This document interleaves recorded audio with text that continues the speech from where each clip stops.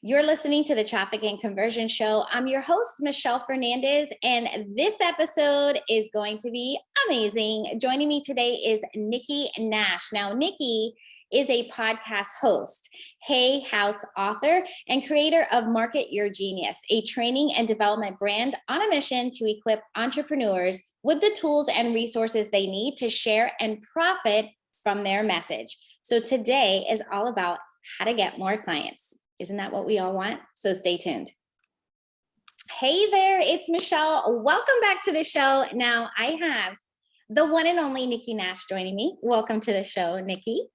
Thank you so much for having me. Oh my gosh. Let me just tell you, you missed our whole episode combo because we just clicked right off the bat.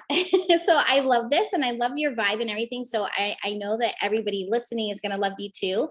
So can you share a little bit more about yourself, a little bit about your journey, what you do, who you serve, all that good stuff? Yeah, all that magic. So I am a born and raised Jersey girl who is proud to be from New Jersey. So don't crap on New Jersey, guys. It's a beautiful place. And I, growing up, wanted to be all of the things. Like I've always wanted to write books. I wanted to be an actress. And by the time I got to college, I talked myself out of being an actress because I'm like, I don't know. Am I, pretty enough? Am I good enough? It was all like inner work stuff that stopped me. And I decided I wanted to be a journalist. And then also had that fear of, oh my gosh, being on camera. I worked at some news stations in Philly as internships. But when I graduated, I did this 3-month program at NYU about the publishing industry, like both magazine and books, right? Like the book industry. And I went into it thinking I'm going to work at a magazine and be this super cool journalist and travel the world and write amazing stories. And I came out of the program going, oh my gosh, I love all the marketing people. They're so cool. And I ended up taking a job in magazines in marketing. And so I started at In Style magazine and then moved to Travel and Leisure magazine and then found out about like advertising agencies. And I ended up working at an ad agency.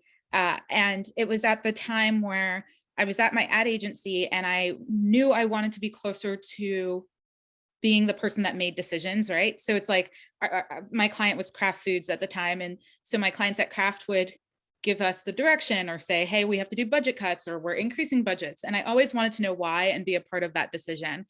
And so my clients were like, you know what, if you want to be on this side of the business, go back to school, get your MBA, and then, apply for an MBA internship and a job and kind of come in to what's called client side that way. And so I ended up doing that. I interned at Coca-Cola. It was not a good fit on both ends, I think, for a number of reasons. And I also don't drink soda. I gave that up really like my freshman year in college. And I ended up working at Intel. And I really loved the ability to come up with marketing campaigns, really make decisions, understand like how I was going to help grow the business. And long story short, some things happened in my personal life. I had wanted to move to the East Coast. There wasn't a job available for me at Intel on the East Coast yet. So I worked at a tech startup and was head of marketing there. And after doing that for a while, I said, you know what, like I want to have something of my own, whether it's like my forever only, like the only thing I do, or if I make it a side hustle or something in the future, I just know that I want something that I have that creative outlet with. I'm able to help people in a way that, is unique to me. And I ended up starting a coaching / consulting business, really focusing on helping entrepreneurs get more leads and get more dream clients. And so that's been, I think I started in March 1st, essentially of 2016. And it's been so much fun. I've like consulted people, like both large and small companies. I've worked one-on-one with folks. I've had launched online courses and events and workshops and wrote my first book. And it came out end of last year with Hay House. So it's just been like such a cool journey. And that's kind of the path that got me here. But it was a lot of making mistakes along the way, figuring it out and just continuously moving forward, like just keep swimming. I love that story. Oh my, so many cool things, right? I mean, I think they're cool because that's all the stuff I love to do. I mean, just to have the experience of working at these big companies and bigger budgets, you know what I mean? And what's possible for you to do. And then like, okay, how do I take that budget and make it a little smaller for like the, you know, the smaller entrepreneur? Oh my gosh, that is so cool. And I can't wait to like catch up one day and hear some stories about what's going on with that. And I do love Coca-Cola. I have given it up, but I prefer Coke over Pepsi. Yeah. Wait, well, okay. No, I was going to say, when I did drink soda, I was addicted to Sprite, which is owned by Coca-Cola. And my freshman year, I would go work out at the gym for like an hour and a half. And then I would come home and essentially drink like a case of soda. Like it was diet Sprite. Like I thought that made a difference. It made better. But I was just so thirsty. And I'm like, Nikki, you need to drink water. And obviously you can't control your soda consumption. So I went cold turkey and I just gave it up. Oh my God. That reminds me when I was back in the day, this was like really like a long time ago. I was probably like between 18 and 21 ish. I would go to the gym 7 days a week, you know, because what else do you have time to do? But I remember that was when like frozen yogurt was like a thing, right? So I would literally leave the gym, go to TCBY and get one of the biggest tubs that they had with vanilla, with Oreos. And I'm like, but it's yogurt. Isn't that, it's not really ice cream, but I'm like, again, defeating the purpose of working out and that whole thing. So funny the things that we do. Okay. So one of the things that you mentioned of what you do, and I think you hit it on the head. So today's episode is all about like how to get more clients, right? Because who does not want or need more clients, right? And really it's all about serving people. But one of the things that you said was how to find your dream clients. And I think this is where I think that is really the goal, because we can get clients all day long, especially like when we're first starting, or we become in that thing of like, oh my gosh, we need to make money. So, okay, we're just going to bring on board whoever we possibly can. And then like quickly regret that decision. It's like, could I have done without that money than to deal with this headache, right? So when we're talking about that, what are some of the biggest mistakes that people are making when they're trying to get these dream clients? Yeah. You know, I think that one of the biggest mistakes is operating out of a state of fear and or desperation. And I think that comes up a lot. Like I real talk, I quit my job without a plan and like started a business. Right. So really early on, I'm like, I need money because I was living in Boston. And for anybody who knows Boston, I was living right on the border of Beacon Hill and Back Bay. And so it was a pricey area living by myself. And I'm like, mama needs to make some money because she quit her job and like still has to pay rent. And so, you know, I was lucky in the sense that I got clients right away, but I think it takes, you know, a certain amount of almost experience to understand what are the clients that you love and understand why you love them, and what are the clients that you don't love so much, why you don't love them so much, and start figuring out how to, you know, tweak your messaging, tweak your onboarding process, tweak your, you know, client discovery calls or whatever it is that you do to figure out who are the people I want and who are the people I don't want.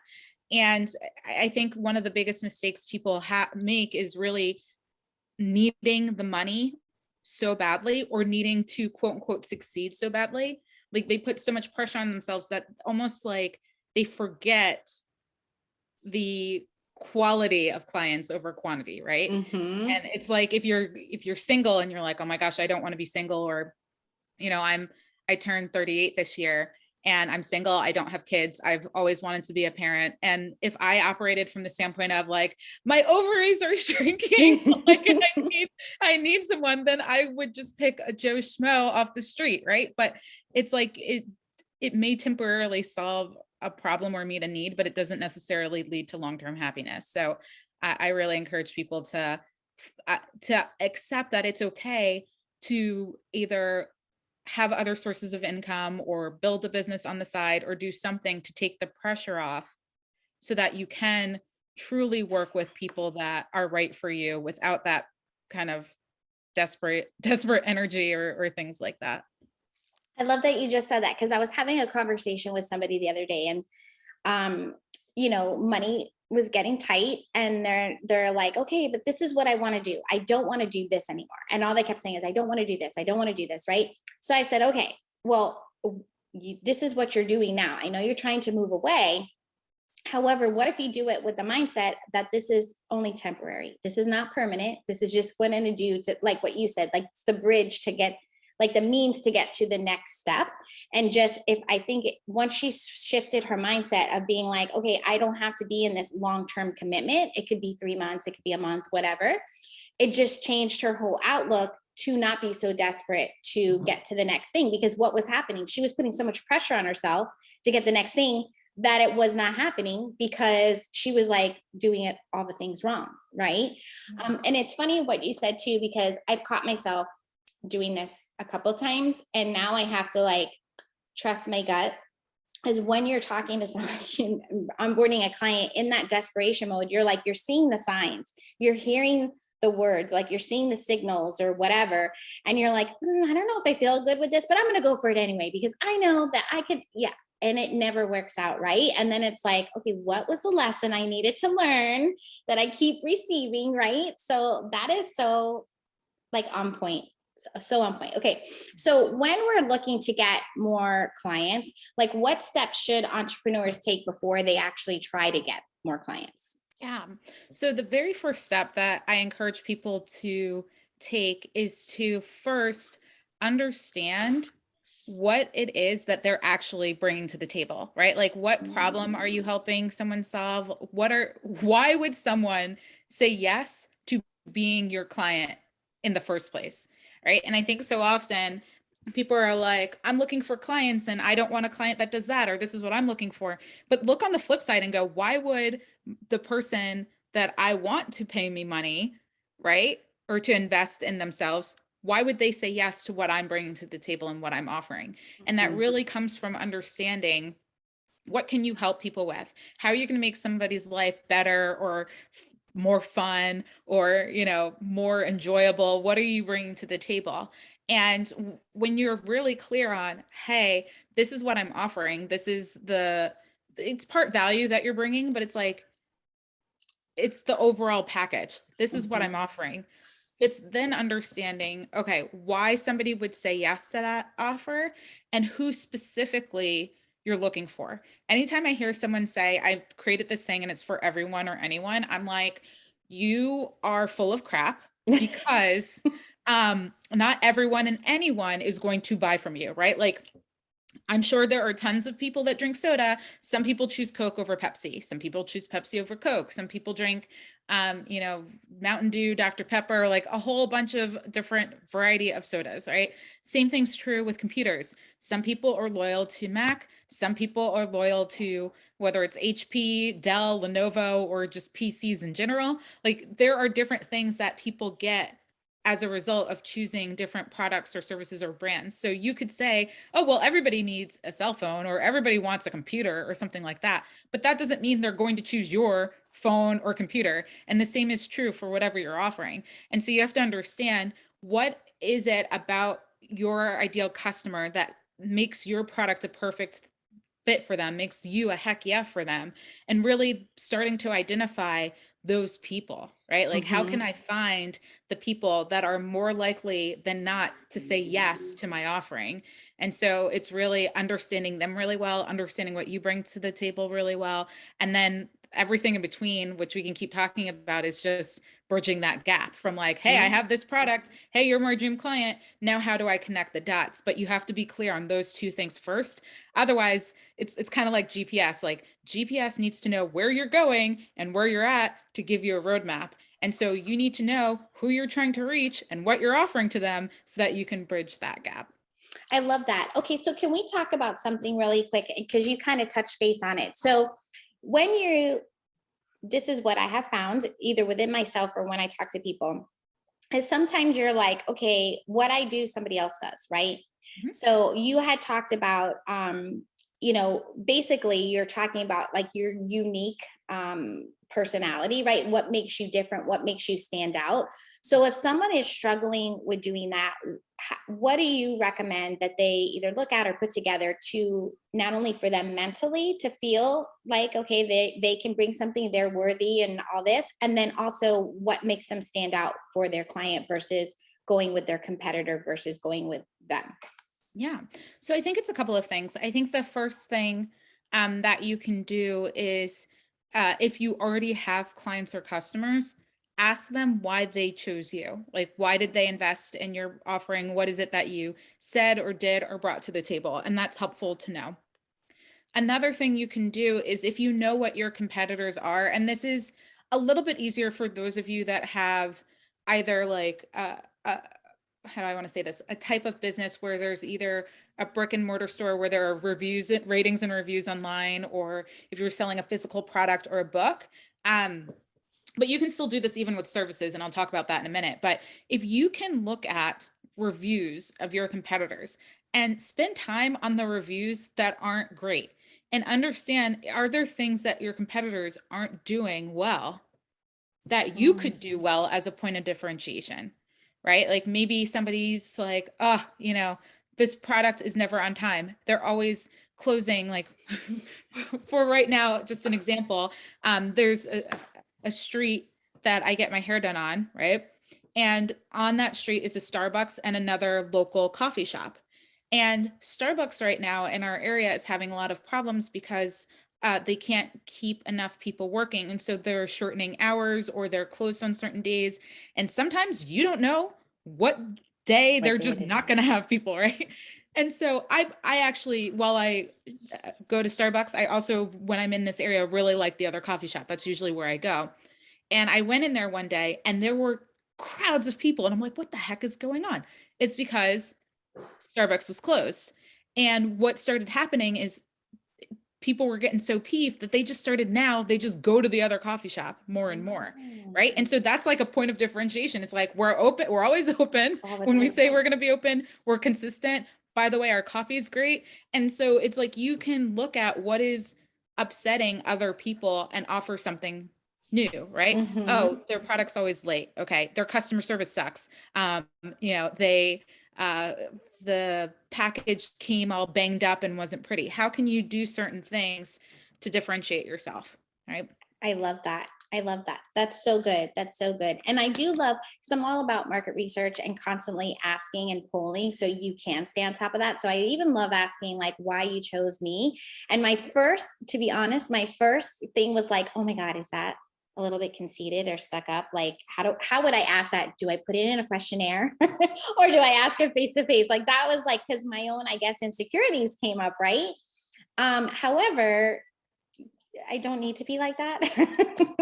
What would you suggest? Like actually having the conversation, putting it in a Google form, or how would you position it? I think doing both. I love having conversations with people as much as possible. And I don't care if you've been in business for 5 years or 5 minutes, you don't stop getting feedback from your customers, right? And so I personally love hopping on the phone with someone, getting some information that way, because then it becomes open-ended conversations and things along those lines. But I'm also game and down for a survey, right? Like send out a survey, get a poll, ask people to give you feedback. And I think there's nothing wrong with asking, why did you choose our product or service? Or why did you hire me? And I think the biggest difference, and it took me a while to realize this, is when I worked in corporate, and I did, like, if I worked in corporate and somebody asked me to do the same things that I had to do in my business, when I was doing it in corporate, it was for a business that wasn't mine. And it's like the pressure, like if I messed up a little bit, like there was cushioning, right? Like I wasn't going to break their bank, right? Like when I was at like working at Louis Vuitton corporate or Intel or, Coca-Cola, if I did something, where a marketing campaign didn't work as well as I hoped it would, it's not like they weren't going to have money. It's not like they were going to go bankrupt, right? But when my own business, I put all this pressure where it's like, oh my gosh, I need this campaign to rock, or if it fails, like I'm broke and I'm destitute, like, that's what goes on in my mind.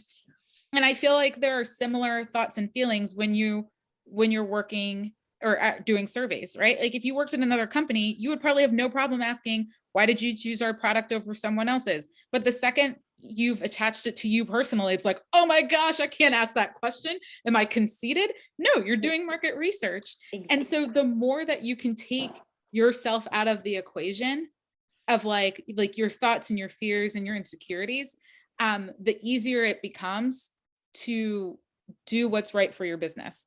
Now, I'm not saying that your emotions disappear. You have them. It's just right. Being able to take action despite how you're feeling on the inside. And it doesn't always look pretty, but if you take the action, it's still, you get great results. Yeah. And I was just even sitting here thinking like, okay, don't like, cause I try to catch myself. I work on that. And my thought went straight to, but if I don't know this, then how am I going to serve others? So it's like, I let go of the financial and I'm all about serving, because the more people I serve, I know the money will follow. Right. So I immediately shifted to that. And so I'm glad that you said that, because I still had to I was kind of arguing with myself in my head a little bit like, yes, but this will help me serve more people. And honestly, it just helps you have a better business, right? Because, even some of those things like, what didn't you like? Or some questions like, depending on your business, is like, what was your previous experience? Or have you ever had this experience? And all those things will just make your business better, your more better systems and processes and happier clients. And then you actually want to wake up every day, right? And to serve those people. Absolutely. I have a question for you. So when we're talking about this and we're asking them, let's say upfront, like, why did you serve me? How often do you suggest that you go back and kind of ask for feedback, whether it be on the process or the system communication? Like, how often do you go back and kind of survey your clients? Yeah, I think it changes a little bit depending on how long you've been doing something. But for example, if you're launching a new product or service, or it's like your first time, putting a specific package together or something like that, I like to get feedback as often as possible. So I may do it like right when somebody signs up, get insight. Why did they sign up? Mm-hmm. After they've been in the program, maybe depending on how long the program is, but we'll say like a quarter of the way in, I may get some feedback. How are things going so far? Like, and it could be an easy touch base. Hey, just wanted to check in. Just wanted to see how you're doing. Just wanted to see how this program's going. What do you think so far? Where could we support you more? Where are you not getting what you need? That sort of thing. Right. And then maybe halfway through, and again, a little before it ends and after it ends.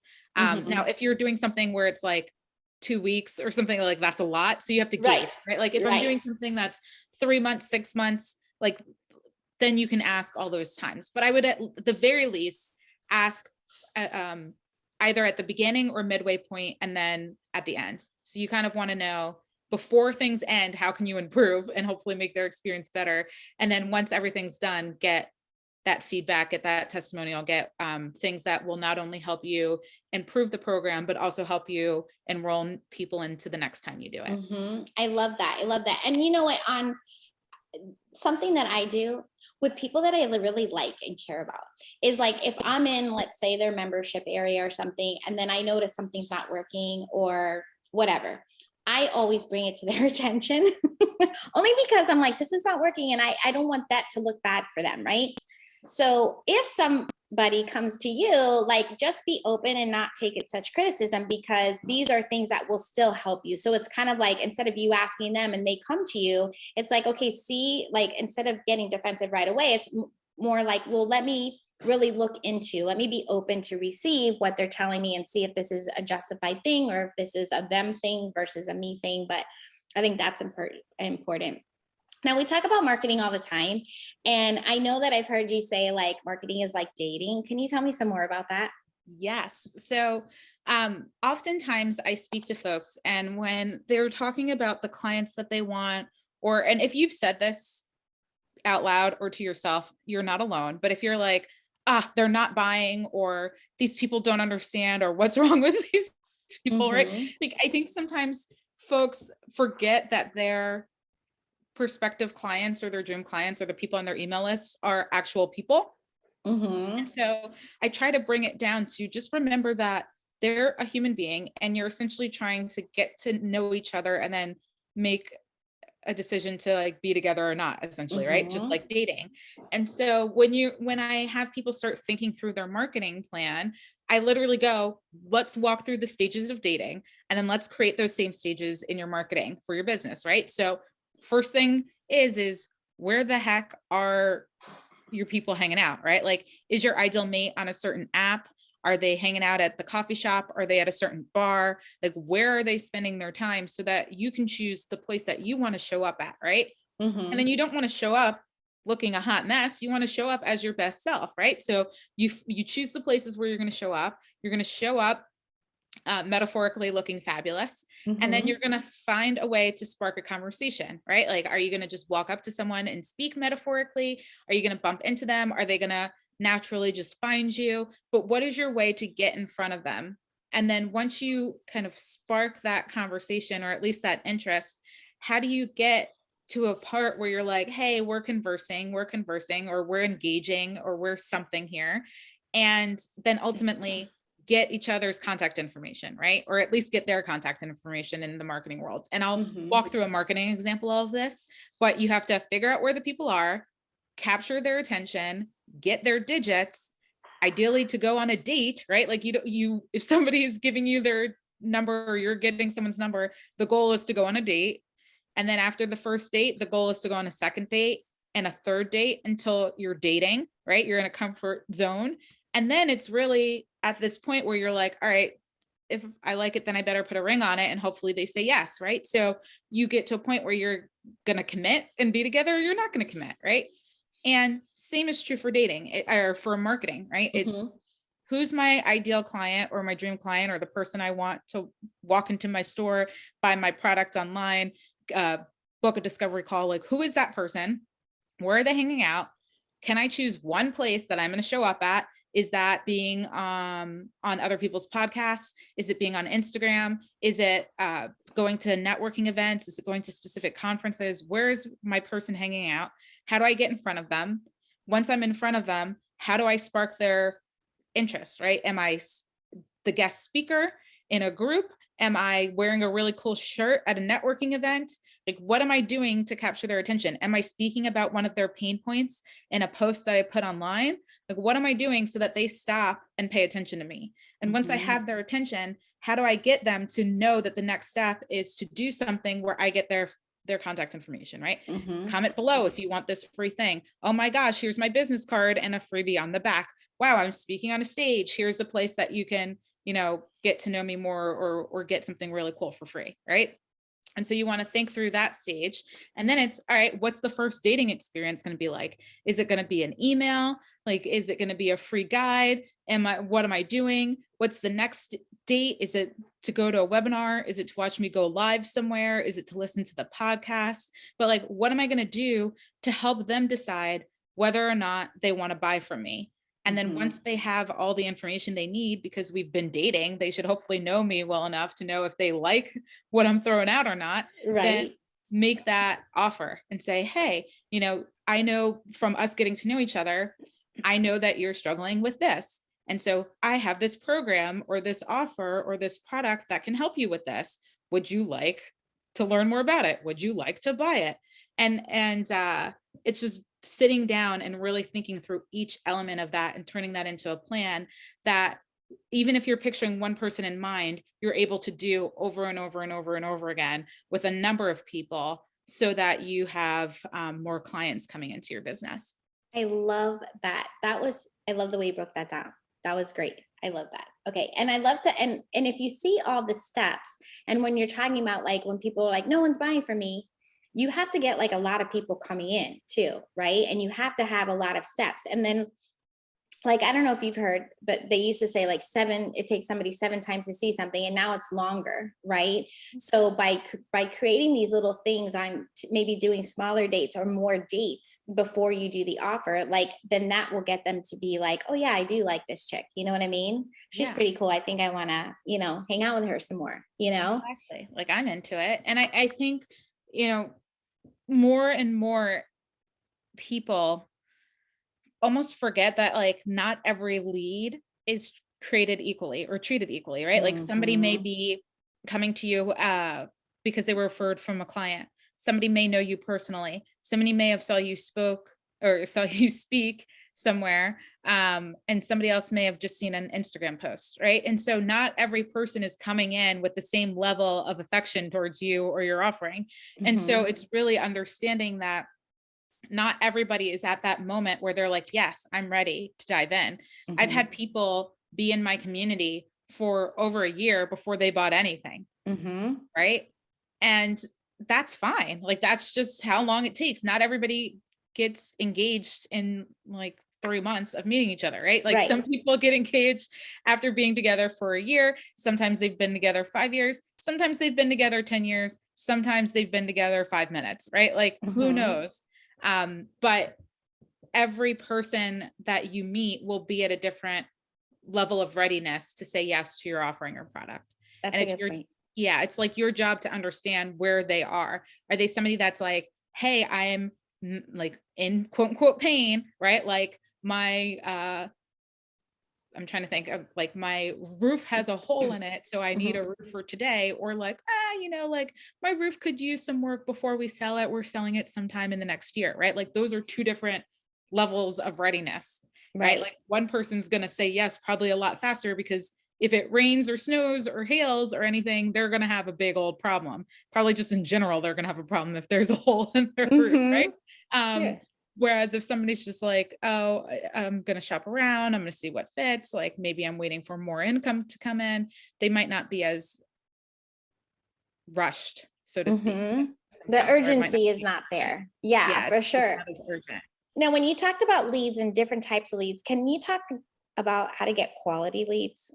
Because that's always a thing, right? Especially from my world, it's like, oh, but so-and-so is getting $1 leads. I'm like, okay, you can get $1 leads all day long, girlfriend. But if they're not going to convert, you know what I mean? Or they're not qualified, it's not even worth $1 that you're spending. 100%. And so I'm going to tell a story to that point. I was in my business. I had my business for about a year, and I wanted to start running Facebook ads.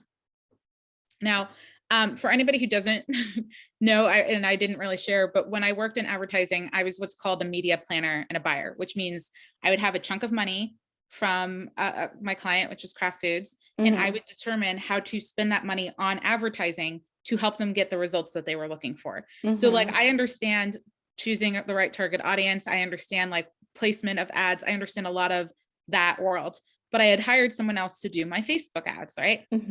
Now, the person who I hired was super excited to tell me that I was getting like ridiculously low leads. It was like $1, $3, $2. I don't remember, but it was something very low compared to what's normal in the market.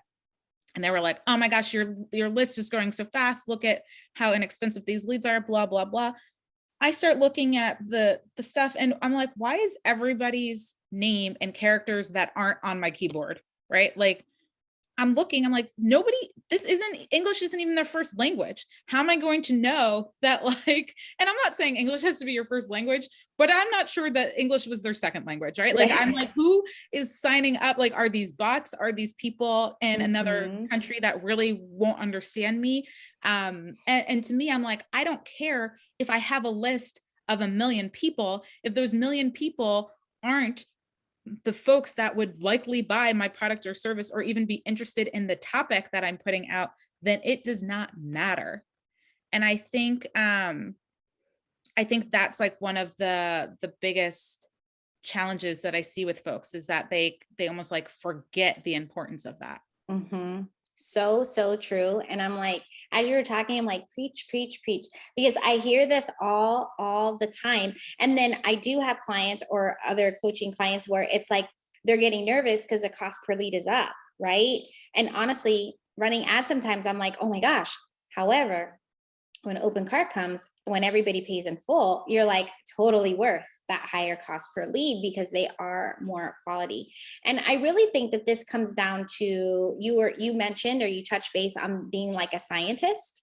So when it comes to finding these clients and finding these audience and really just growing your business, can you talk a little bit more about those scientists and those experiments that you need to run? Yeah. So I like to say that being an entrepreneur is a lot like being a mad scientist. And if you think about what it took for just something like the light bulb to exist, it's not like there was one experiment and then we had a light bulb, right? Right. It's not even using that type of experiment, but just use walking, right? Like you didn't walk across the street on your first try of walking. Like your first attempt wasn't massively successful, right? And I think so often I see entrepreneurs having this, I'm going to do this thing. I didn't make $1 bajillion. I'm going to now do this other thing that somebody said could make me rich. And I'm going to do that instead, right? Whether the marketing tactic is a webinar or a challenge or, you know, being a guest on podcasts or whatever it is, people are like, I'm off to the next one. Like I'm over it. I'm done. And what's really important when you're launching a product and or service, or when you're doing a marketing campaign, is to understand that things aren't going to work right away, right? Like those ads, I didn't go, I'm never running a Facebook ad again. I went, hold up, homie. Like that's not like, we need to change our targeting. We need something that makes more sense. I don't care if I get 5 new leads, if they're the right 5 new leads versus 5,000 leads and they're all wrong. Right. And so what I encourage people to do is to treat everything like a science experiment. And if you remember good old science class, that meant coming up with a hypothesis and testing and validating that hypothesis. And so for marketing plans, if you take, you know, just like dating and you sit down and you're like, I'm going to think through every element, like how am I going to get in front of someone? How am I going to capture their attention? How am I going to get their number? How am I going to date them so that they have everything that they need? And then how am I going to make a request? You sit down, you write out that plan, and then you have to test that plan over and over and over again until you know it's going to work, right? And maybe you make tweaks, right? And so what that looks like, I have a framework. It's called MAD Scientist. And MAD is a framework. It's MAAD. And it stands for you make your plan, then you activate your plan, because a plan on a piece of paper is essentially useless. You have to put it into action, right? And then you adjust your plan based on the results, right? So you look at the results that you got and you make adjustments to your plan. You're like, well, I didn't get in front of enough people, or the people I got in front of weren't necessarily right, or woo, that message didn't land. But you really have to look at what did I do and evaluate it and make adjustments to your plan. And then you do the plan again. And you do that 6, 7, 8, 9, 10, 12 times in a year, right? The same thing over and over and over again, making little tweaks and adjustments along the way until you walk away and you're like, bam. You know, when I first started this, I was getting, $1 leads that weren't qualified. But by the time I was done doing this over and over again, I got $3 leads and they were qualified, right? Something along those lines. But you have to keep doing it, whether it's paid advertising, whether it's organic marketing, whether you're partnering with other people, whatever it is, you come up with your plan and you figure out, how can I make this one plan better, as opposed to, I did that plan, it didn't work, I threw it out the window. I did a completely different plan, that didn't work, I threw it out the window. I did a completely different plan, I didn't work, I threw it out the window. And that ends up being a lot more work, a lot less success, and a lot more frustration. I love that you said that. And honestly, I think that's where a lot of people go, I don't want to say go wrong, is where they give up. Because in their mind, they're like, well, I did it once, it didn't work. Okay, now I did it 3 times. It's like when they, in their mind, because I've heard them say it out loud, they're like, okay, well, how many times do I do this before I give up, right? And then when like I went to several live events and the people on the stage are like, I did this for however many, and then when you're like, wow, they stuck it in, and look, they're up there and they have this type of revenue, or they have this type of business. So it's like, you have to just decide, like, how bad do you want it, right?